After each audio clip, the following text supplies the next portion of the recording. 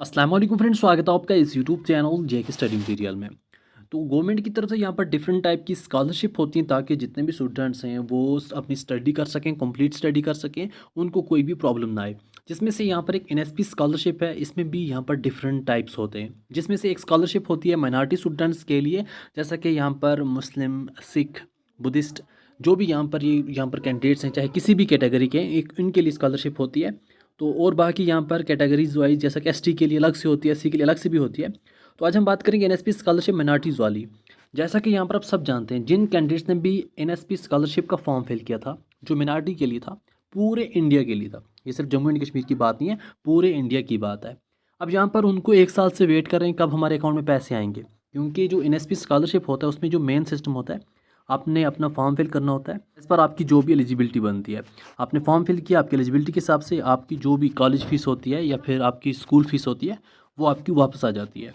तो अब यहाँ पर इसमें जो मेन चीज़ है एनएसपी स्कीम, तो स्कीम क्या है वो यहाँ पर डिस्कस करूँगा। आपने ये वीडियो इन तक देखना, क्या आपके अकाउंट पैसे आएंगे इस साल या नहीं आएंगे, ये चीज़ यहाँ डिस्कस करेंगे।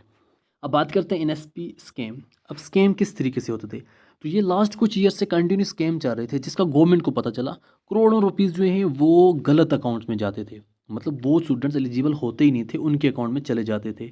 एंड जो एलिजिबल कैंडिडेट्स होते थे उनका यहाँ पर मुश्किल हो जाता था। अब ये डिफरेंट तरीके की यहाँ पर स्कैम होते थे। इस स्कैम्स को ख़त्म करने के लिए गवर्नमेंट ने इस साल कुछ प्रोसीजर जो हैं वो लाए, इसलिए यहाँ पर डिले हो रहा है। पहले स्कैम इस हिसाब से होता था, कोई भी इंस्टीट्यूट है उसमें फॉर एग्जांपल एलिजिबल कैंडिडेट्स 50 हैं। अब स्कूल वाले क्या करते थे, कुछ ऐसे अकाउंट साथ में ऐड करते थे, अपने 30 तक या 20 तक कुछ ऐसे खुद से ऐड करते थे, जिसमें उनके अकाउंट में, मतलब वो खुद अपने जो टीचर है अपने किसी रिलेटिव के, किसी का भी इसी हिसाब से डाल दिया, साथ में ऐड कर दिया। तो अब इसमें क्या होता था, जो ये 30 हैं ये बच्चे तो एलिजिबल हैं नहीं, जो टीचर्स हैं अपने ही अकाउंट्स ले देते थे अपने रिलेटिव्स वगैरह के, ऐसे फ्री में इनको पैसे चले जाते थे। या फिर कभी ऐसा भी होता था 50 जो एलिजिबल कैंडिडेट्स हैं 30 वाले, ये अब 50 को आना चाहिए था, ये 30 इसमें चले जाते थे, जो बाकी मेन 30 होते थे उनको मिलता ही नहीं था। तो ये प्रॉब्लम्स होती थी। एक हो गया ये सिस्टम। सेकंड सिस्टम ये होता था, बहुत से कैंडिडेट ऐसे हैं, जैसा कि आप एनएसपी स्कॉलरशिप में कुछ प्रोग्राम कर रहे हैं, वहाँ पर लिखा है कि आपको ईयरली 2 लाख होना चाहिए। अब देखो फॉर एग्जाम्पल हम जम्मू एंड कश्मीर की बात करें, बहुत से कैंडिडेट ऐसे होते हैं जिनकी ईयरली इनकम 2 लाख से कम होती है। अब वो बेचारे जब जाते थे अपना 2 लाख से कम इनकम का यहाँ पर बनाते थे, इनकम सर्टिफिकेट बनवाते थे, चलो उनका हो गया इनकम सर्टिफिकेट या जितना भी उनका बनता था। अब यहाँ पर बहुत से ऐसे कैंडिडेट्स भी होते थे जिनकी जो मंथली इनकम है वो अबाउट 2 लाख तक बन जाती थी, एंड वो भी अपना यहाँ पर फेक वाला इनकम सर्टिफिकेट बनाते थे। तो वो फेक इनकम सर्टिफिकेट चलता था, तो उस हिसाब से उनके अकाउंट में चले जाते थे। जो एलिजिबल कैंडिडेट्स होते थे, जिनके यहाँ पर जो इनकम है वो बहुत कम होती थी, जिनको ज़्यादा नीड होती थी स्कॉलरशिप की, उनको मिलती नहीं थी। अब जो यहाँ पर नीड बगैर वाले स्टूडेंट्स हैं, जो फेक वाला इनकम सर्टिफिकेट बनाते थे, उनके अकाउंट में चले जाते थे। अब इसमें जो इन्होंने चेंजिंग लाई, पहला ये कि इनकम सर्टिफिकेट जो है वो इन्होंने ऑनलाइन वाला अपना तैयार करवाया। सेकंड चीज़ इन्होंने ये चीज़ की कि जो स्टूडेंट्स हैं उनको बायोमेट्रिक करवाई।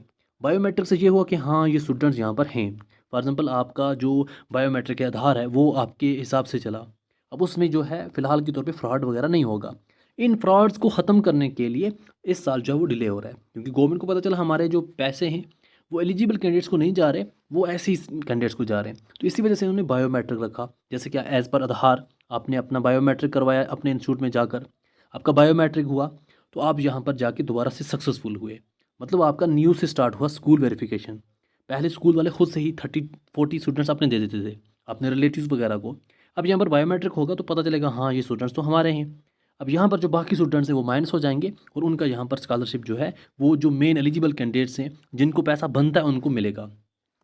तो ये सिस्टम है, इसलिए डिले हो रहा है। तो ये स्कैम का मतलब यही था कि आज तक स्कैम चल रहा था। और सेकंड चीज़ एक और हो रही थी, फर्स्ट क्लास से लेकर 8th क्लास तक के स्टूडेंट्स को गवर्नमेंट का पहले से ही आर्डर है कि इनको फ्री एजुकेशन है। जैसे आप गवर्नमेंट स्कूल्स में जाओगे, फर्स्ट से लेकर 8th क्लास तक इनको फ्री एजुकेशन तो मिल रही है, बुक्स मिल रही हैं, एंड बाकी फ़ीस उनको नहीं होती, हर चीज़ इनको फ्री होती है, खाना पीना फ्री होता है। तो इनको स्कॉलरशिप की नीड नहीं होती। अब कोई प्राइवेट इंस्टीट्यूट पढ़ उसकी बात अलग है, गवर्नमेंट की तरफ से अगर देखें सबके लिए यहाँ पर इन्होंने गवर्नमेंट स्कूल रखे हैं, वहाँ पर फ्री एजुकेशन रखी है। तो इनको स्कॉलरशिप की नीड नहीं है, क्योंकि सब कुछ फ्री हो रहा है। स्कॉलरशिप है फीस के लिए, स्कॉलरशिप है आपकी यहाँ पर बुक्स के लिए, स्कॉलरशिप अपनी यूनिफॉर्म के लिए। तो गवर्नमेंट इंस्टीट्यूट में फर्स्ट क्लास से लेकर 8th क्लास तक गवर्नमेंट की तरफ से फ्री एजुकेशन है, तो इनको स्कॉलरशिप की नीड नहीं है। पहले इनके लिए भी एनएसपी स्कॉलरशिप आती थी, इसको इन्होंने कैंसिल किया। ये वाले कैंडिडेट्स इनको तो ऑलरेडी फ्री है, इनको यहाँ पर स्कॉलरशिप कैंसिल कर दी गई है। 8th के बाद जो 9th से स्टार्ट है, 9th से लेकर अप टू, चाहे आप पीजी कर रहे हैं, पोस्ट ग्रेजुएशन कर रहे हैं, ग्रेजुएशन कर रहे हैं किसी प्रोग्राम में, आप 11th-12th वाले हैं, 9th-10th के हैं, किसी भी प्रोग्राम में हैं, किसी भी इंस्टीट्यूट में, तो बाकी सब के लिए उन्होंने एनपीएस रखा है।